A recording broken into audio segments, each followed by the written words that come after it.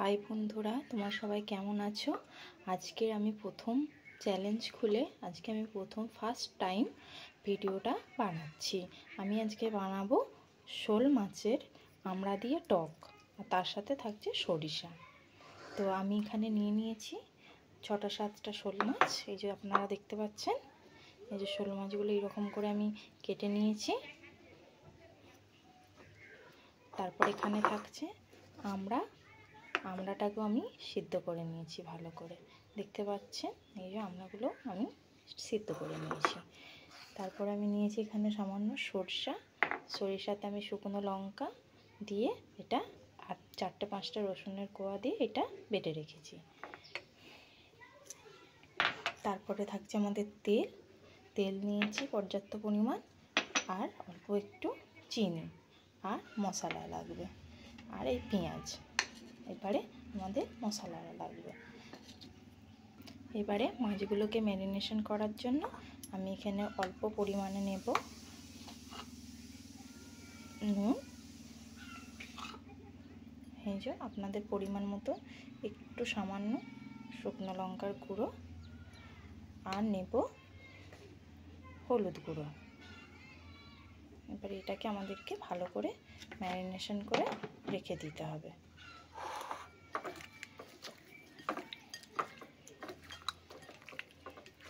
তারপরে এগুলোকে আমরা ভেজে নেব।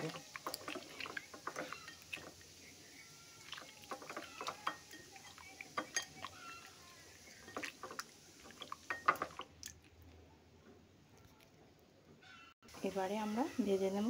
গ্যাসটা চালু করে দেব। গ্যাসটা চালু করার পর এই যে আমরা পর্যাপ্ত পরিমাণে তেলটা আমরা দিয়ে দেব।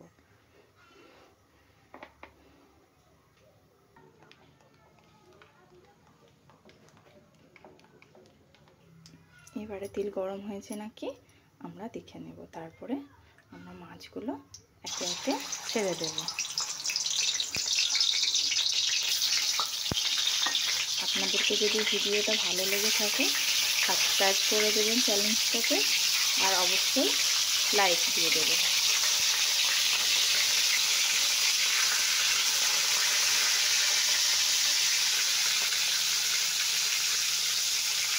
পরে আমরা অপর দিকটা উল্টে দেব।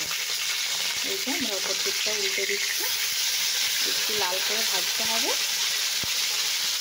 একটু শোল মাছটাকে লাল করে ভেজে নিতে হবে। আর আমাদের এখানে এখন বৃষ্টির ওয়েদার, বুঝেছেন? তাই বৃষ্টির ওয়েদারেতে এই টকটক ঝাল ঝাল আমরা শোল মাছটা খেতে কিন্তু খুবই ভালো লাগবে। এই যে আমি উল্টে দিয়েছি, দেখতে পাচ্ছেন। ওই দিকটাও লাল হয়ে যায়, তারপরে আমরা রান্নাটা কমপ্লিট করব। এই যে আমাদের এটা ভাজা হয়ে গেছে। আমরা মাছগুলো একে একে এবারে তুলে নেব।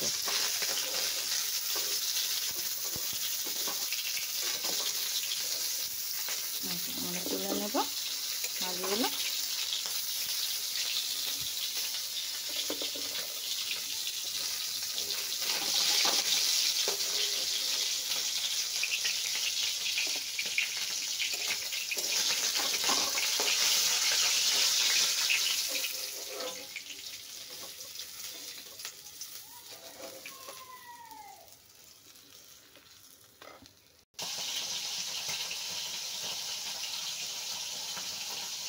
আমার এবার হয়ে গেছে সব মাছগুলো ভাজা। এবারে আমি এতে আর একটু তেল দিয়ে দেব, দিয়ে এবারে পেঁয়াজটা এর মধ্যে আমি দিয়ে দেব। পেঁয়াজটা একটু লাল লাল করব।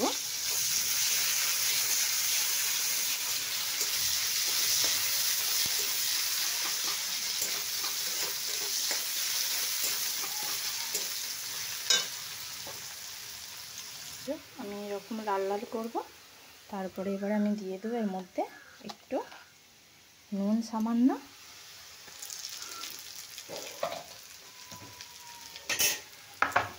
তারপরে একটু জল দেব।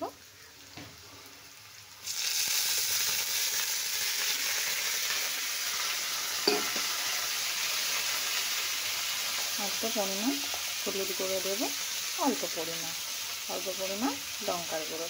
যেহেতু আমাদের লঙ্কা গুঁড়ো বাটা আছে, সেই জন্য আমি এবার আপনারা যদি বেশি ঝাল খেতে চান সেক্ষেত্রে আপনারা পুরো 1 চামচ আর একটু ধনে জিরে গুঁড়ো দিয়ে দিলাম। এবারে এটাকে মশলাটাকে কষে নেব।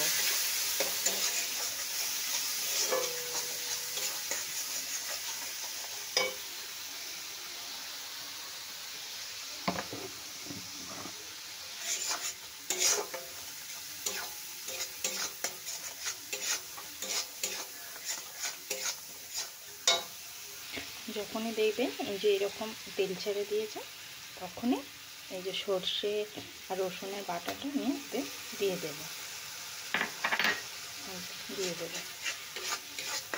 এটাকে একটু নেড়ে নেব। দেখতে পাচ্ছেন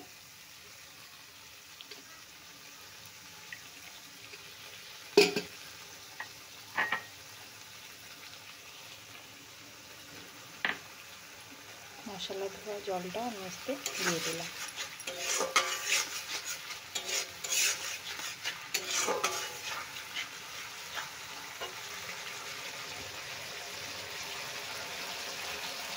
এবারে দেখছেন বন্ধুরা কেমন কি সুন্দর গা দিয়ে সব তেল ছাড়ছে। এবারে এর মধ্যে আমি এবার সেই আমড়াগুলো দিয়ে দেব।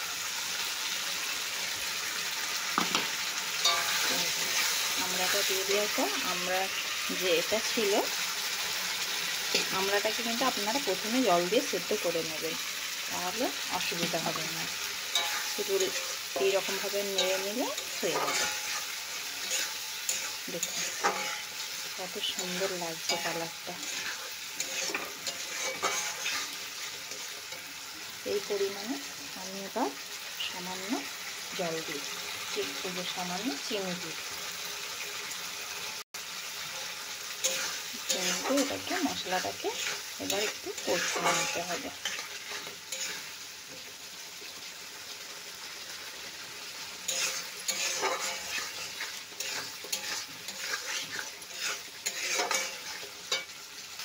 এবার এটাকে আমার কষানো হয়ে গেছে। এতে এবার আমি পরিমাণ মতো জল দিয়ে দেব। এই যে দেখতে পাচ্ছেন একদম পরিমাণ মতন, বেশি না আর খুব কমও না, মিডিয়াম সাইজ জলটা দিয়ে দেবেন। জলটা দিয়ে একে ফোটানোর দরকার নেই, এর সাথে সাথে আমরা মাছগুলো দিয়ে দেবো। তাহলে এই টকটার সাথে মাছগুলো ভালোভাবে ফুটে উঠলে তাহলে মাছটাও খেতে টেস্ট হবে। যে আমরা দিয়ে দিলাম এর সাথে। এবার এটা আমরা 10 থেকে 15 মিনিট অপেক্ষা করব, যাতে এটা ফুটে সুন্দর একটা দেখতে হয়। এই যে গ্যাসের ফ্লেমটাকে একটু লো করে দেবেন, সামান্য পরিমাণ, এটা ফুটবে। এবারে আমরা এটা